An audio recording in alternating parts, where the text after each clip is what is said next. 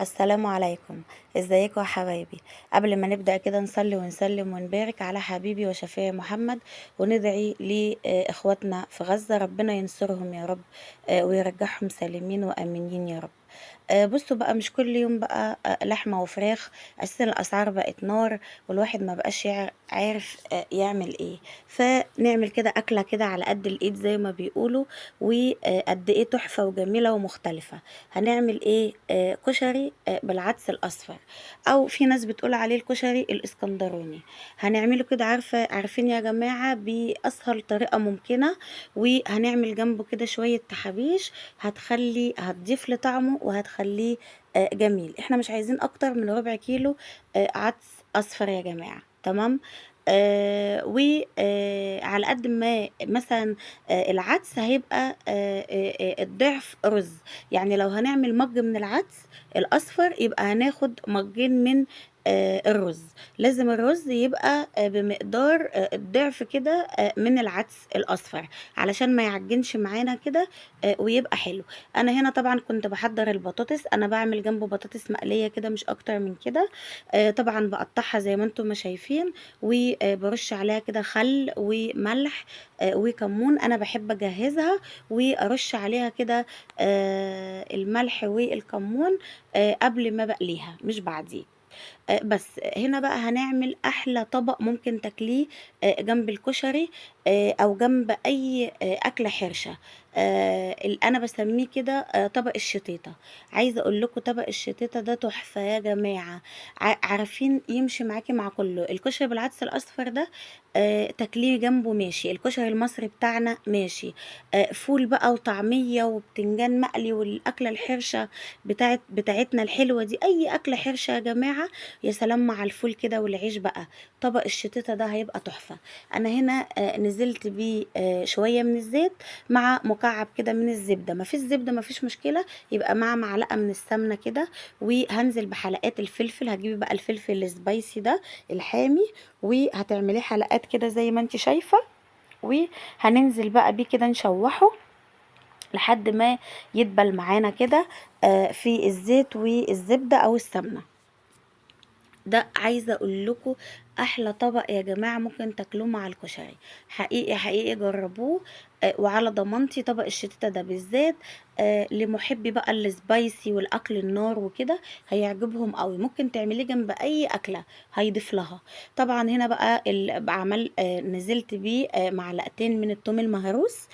طبعا ما فيش توم مهروس، ممكن انتي هتفرمي ايه 5 6 تومات او 10 كمان، لان الشتاتة بتحب التوم. تمام. وهنزل كده بمعلقه برضو من الصلصه المعلبه. على فكره لو ما عندكيش صلصه معلبه برضو ما فيش مشكله، قطايه كده حلوه كده ومتوسطه، وهتقطعيها مكعبات وصغيره كده وهتنزلي بيها. يعني ما فيش اي مشكله، مع الصلصه ماشي، مع القوطه ماشي. وممكن تضيفي لها الاتنين على فكره. يعني ممكن انت حره في اختياراتك ليها يعني. بصوا بقى، هنا كان عندي كمان فلفل اللي هو الاحمر السبايسي ده، كمان كنت هرساه كده وشايلاه في الفريزر. فنزلت برضو بيه معلقتين كده منه. عايزه اقول لكم برضو تحفه يا جماعه، تحفه تحفه تحفه.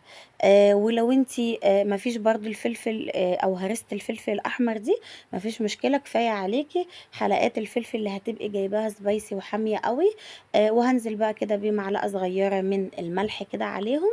على فكره طبق سهل جدا ما فيهوش اي مشكله، وما ايه، والتوابل بتاعته كمان سهله خالص.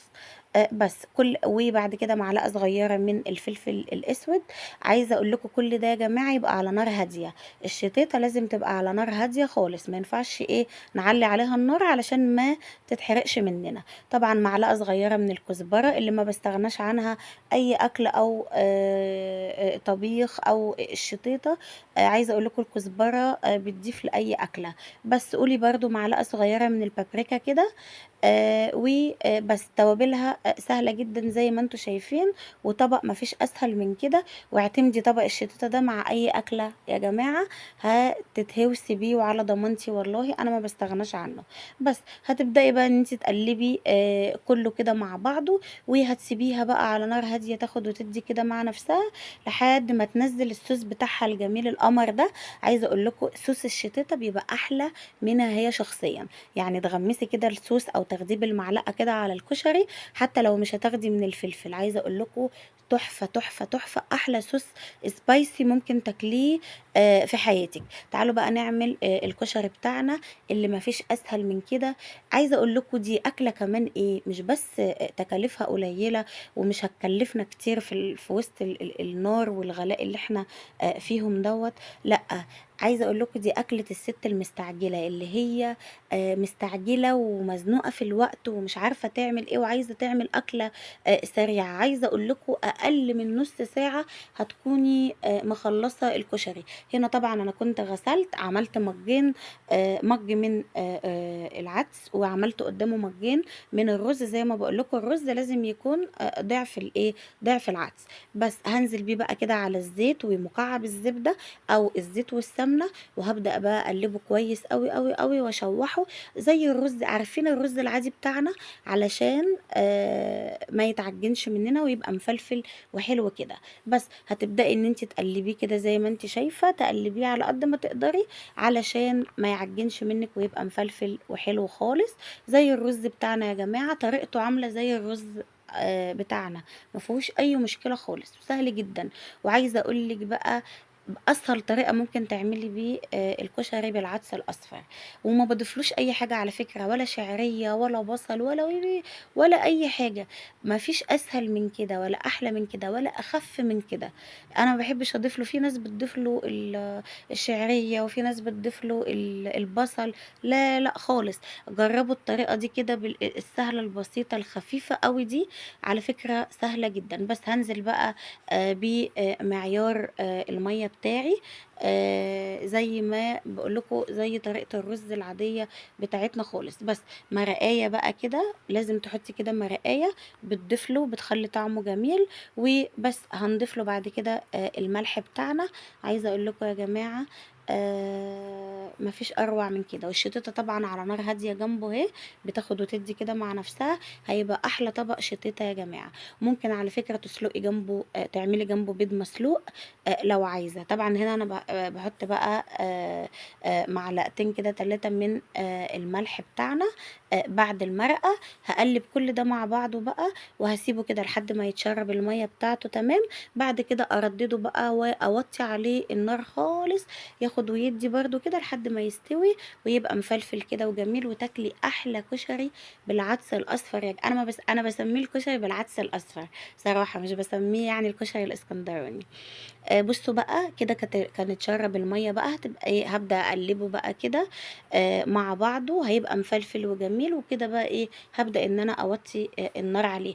أنا عايزاكم ما تنسوش اللايك والاشتراك في القناة، وتابعونا يا جماعة على اليوتيوب. أنا باشكر ال5، 6 اللي على طول بيتفاعلوا معايا وبيشجعوني أنا وهنا إن إحنا نكمّل في القناة وإن إحنا نستمر. ربنا يخلّيكم ليّا يا رب. هنا بقى كنت باعمل جنبه كده عصير ليمون كده، من أخف العصاير اللي أنا باحبها، العصاير الlight يعني الخفيفة. باعمله كده باللبن، ويا سلام بقى لمّا ننزل عليه مكعبات التلج. هنا ما كانش عندي تلج، فنزلت عليه باللبن والمَيّة الساقعة.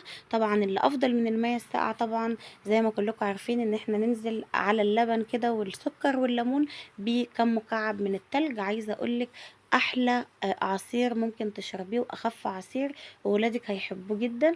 أنا باحب دايمًا مع الأكل بالذات الكشري أعمل جنبه عصير light كده وخفيف، هنا بتحبه أوي.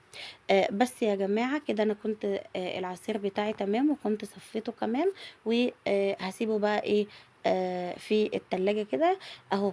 أحلى طبق بقى بطاطس مع طبق الشتاتة بتاعنا التحفة، وطبعا طبق السلطة الخضراء والبيض المسلوق، واحلى كشري بالعدس الاصفر. بصوا بقى مفلفل وجميل ازاي ومش معجن. عايزه اقول لكم اعتمدوا الطريقه دي يا جماعه، ولازم تعملوا الطبق الكشري بالعدس الاصفر ده، ولادكم هيموتوا فيه. ولو مش عايزه تعملي بيض مفيش مشكله، كفايه قوي البطاطس والسلطه والشتاتة. السلام عليكم.